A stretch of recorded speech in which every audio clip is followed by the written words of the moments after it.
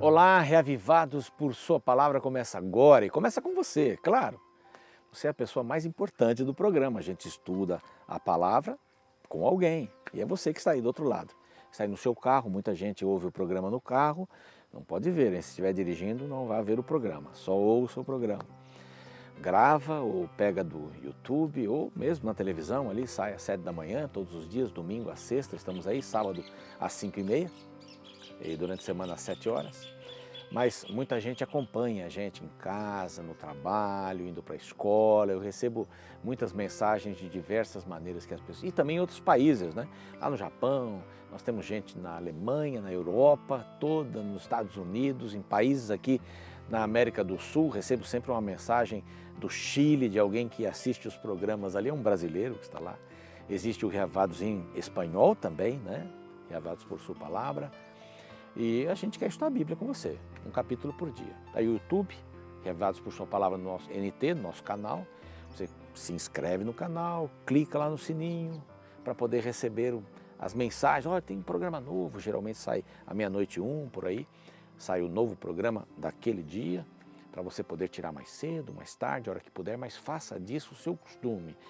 Use a palavra de Deus para encher o seu coração, para dar sentido à sua vida, todos os dias, na primeira hora do dia é o melhor, mas não importa se você tiver outro horário. Nós estamos propondo aí na primeira hora, mas faça o seu melhor nesse sentido, tá bom? Pois arrume a cama, tome um bom de jejum, faça os seus exercícios e saia para ser Jesus para as pessoas. Que coisa maravilhosa! O mundo poderia ser bem melhor. Seja gentil no trânsito, seja gentil com as pessoas, mesmo quando elas estão carrancudas, sorria, isso vai valer a pena, tá bem? Nós estamos no Facebook também, lá no canal da Novo Tempo, TV Novo Tempo. A gente tem várias maneiras de podermos estar juntos aí. Gálatas. Já estamos no segundo capítulo de Gálatas, desta carta pequena que Paulo escreve àqueles que moravam na Galácia, as igrejas todas que estavam ali, especialmente as igrejas do sul, mas creio que também as igrejas que estavam no norte, eram várias cidades por ali. Paulo então dá um toque pessoal aqui nesta primeira parte, capítulo 1, capítulo 2. Então Paulo continua falando um pouco dele, por onde ele passou. Então, no capítulo anterior, ele foi para a Síria, para a Sicília, e agora ele é um apóstolo enviado para os gentios e para os judeus. Ele fez uma porção de coisas, ele diz, olha, eu fui lá conversar com o apóstolo Pedro, mas só 3 anos depois que Cristo falou comigo. Então, eu não estou ligado, o meu evangelho vem direto de Cristo, é isso que ele queria dizer. Estou falando com vocês por quê? Porque havia judeus que ficavam colocando areia no caminho dele, na situação dele, no motor dele, não é? E criando situações bastante vexatórias para ele. Ele pregava, iam lá esses judeus cristãos e diziam, não, nós temos que continuar ligados lá às leis de Moisés, nós temos que continuar matando cordeiros, não, eles não falavam isso, mas só faltava falar isso, né? Mas nós temos que estar ligados à lei, aos dias de festas, às celebrações, aos sábados especiais e tudo mais. Mas não era isso que Paulo pregava. Então ele continua dizendo, olha, minha mensagem, isso é bem pessoal. Até o capítulo 2 ele vai assim, depois no 3 ele já muda para doutrinamento, né? Já fala sobre doutrinas. Mas ele diz aqui, bom, eu tenho credenciais, elas vêm do próprio Jesus. Então os apóstolos eu conheci depois de estar pregando já a palavra do Senhor. E agora eu vou pregar aos judeus e aos gentios. E o capítulo 2 começa assim, 14 anos depois, subi outra vez para Jerusalém com Barnabé, e eles estavam agora trazendo um relatório do trabalho que eles estavam realizando com os gentios, e foram muito bem recebidos. E ele, no verso 2, diz assim, subi em obediência a uma revelação e lhes expus o evangelho que pregava aos gentios. Ó, estou pregando isso aqui para os gentios. Ó, que maravilha! Todos ficaram muito satisfeitos com o evangelho que ele estava pregando. Verso 3, contudo, nem mesmo Tito, que estava comigo, sendo grego, não era judeu, então os gregos eram gentis, né, como eles chamavam, foi constrangido a circuncidar-se.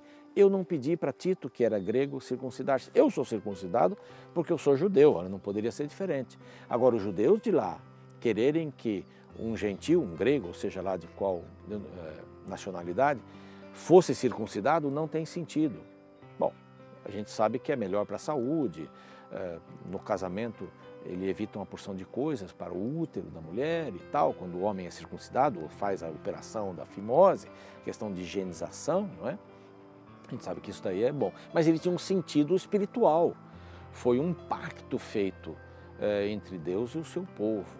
Não é? Todos deveriam ser circuncidados com a marca. E é uma marca que não dava para ver, ficava escondida debaixo da roupa. Não é? Assim como as marcas também no coração ficam escondidas, não são visíveis. Agora, elas devem ser visíveis pelas atitudes. Uma circuncisão no judeu, ela era visível no quê? Nas suas atitudes, no jeito que ele tratava as outras pessoas, não é? No jeito que ele pregava a Deus através das suas... Nós também. Temos a Cristo no coração? Vamos mostrar esse Jesus através das nossas atitudes. Por isso, a frase, ser Jesus para as pessoas, que eu gosto de falar muito. Bom, mas aí que ele vai dizer essa questão da circuncisão, não é? Nem Tito eu obriguei a fazer isso, porque eu estaria reduzindo Tito à escravidão. Então nós não podemos voltar para trás. Jesus não está nos planos dos falsos irmãos como deveria estar. Eles falam em Jesus, acreditam em Jesus, conversam sobre Jesus, mas eles minimizam a Jesus quando querem voltar às leis cerimoniais. Eles minimizam Jesus. Então não é isso que eu quero aqui. E ele vai falando sobre os gentios, o trabalho que ele tinha com os gentios, mas vai contar aqui no verso 11 uma experiência que ele teve com Pedro, não é? Com Pedro. Ao sair lá de Jerusalém, ele recebeu uma porção de orientações, continue pregando isso, mas dê uma olhada para os pobres, sempre olha os pobres. E agora ele se encontra com Pedro. Se encontra com Pedro e uma conversa, uma dura que ele dá em Pedro aqui. Pedro estava lá, tal, comendo em Antioquia, estava comendo com os gentios e conversando com os gentios à mesa, aquela conversa toda, Pedro muito expansivo e tal. E agora os judeus começam a chegar para essa reunião, para essa festa ou esse encontro, não sei bem o que era ali. Mas quando os judeus começam a chegar, Pedro olha para eles e se afasta dos gentios. Porque um judeu não se assentava para comer com os gentios. Olha só como é que eles eram. Eles não se misturavam e Pedro estava misturado. Só que ele se afasta. Não bastou só afastar. E Paulo vai contando aqui, a partir do verso 11 eu não leio todos os versos, você sabe, mas a gente vai contando a história. Então, por quê? Porque eles não eram circuncidados, eles eram incircuncisos. E quando Pedro se afastou, aí Paulo foi falar duro com ele. Quando, porém, verso 14, quando, porém, vi que não procediam corretamente segundo a verdade do Evangelho, disse a Cefas, que é o mesmo Pedro, na presença de todos, chamou a atenção pública. Se sendo tu judeu, vives como gentio e não como judeu, por que obrigas os gentios a viverem como judeus?